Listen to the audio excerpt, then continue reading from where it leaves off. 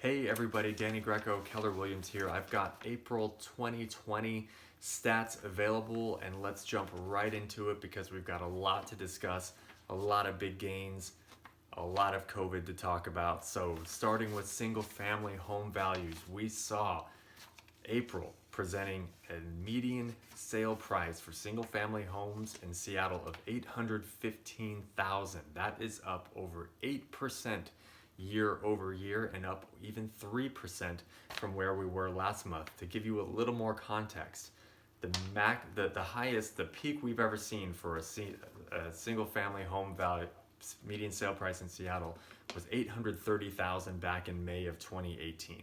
So we're only 2% off of that peak where we were back in May of 2018. Now we know what happened in the second half of May 2018, right?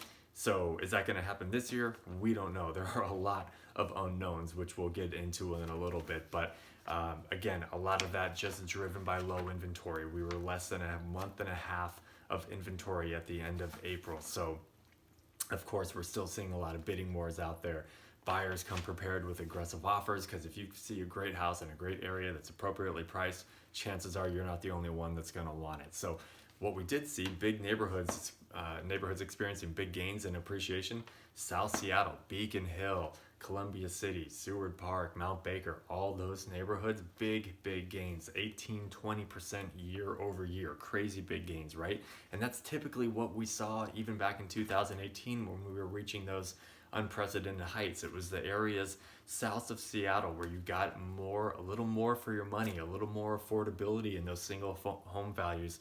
That's where that appreciation really starts to rack up relative to other more established, already expensive areas of the city. So whatever you're looking for, you can't go wrong depending on what you're looking for and what your goal is there. But moving over to condos, a little bit of a different story. Things really just remain pretty flat there, and flat at best, because Seattle condos had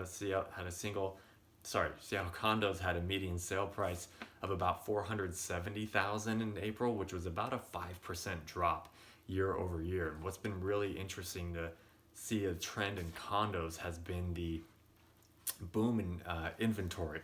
I say that somewhat, relatively, of course, but back in February, condos only had about a month and a half of worth of inventory of condos on the market. 2 months later, it's about doubled, 2.89 months of inventory. So once that supply hits, buyers get more selective, things stay on the market longer, prices flatten, dropping a little bit, and that's exactly what we're seeing. I totally expect to see that happen throughout the summer when we typically see inventory levels kind of reach their height. So are the best times for appreciation for condo owners behind them for the year? Maybe not. And really, who can predict anything when it comes to the rest of the year? Because even though these stats are phenomenal, especially from the single family perspective, again, this was about 2/3 this was all due in April, when homes that were selling in April were put in a contract back in March. And remember, our stay-at-home order wasn't issued until I think it was March 19th, March 20th. So we had basically 2/3 of the entire month of March where activity was normal, and activity was crazy at that time. It was probably the most aggressive market I could ever see. And so many of those sales are still reflected in these stats for April. So starting next month, when we start to look at May statistics, I'm really going to be interested to see what that shows, because that will have a full month and more once that stay-at-home order was put in place. And I and every other realtor can tell you, for a couple weeks there just wasn't anything happening.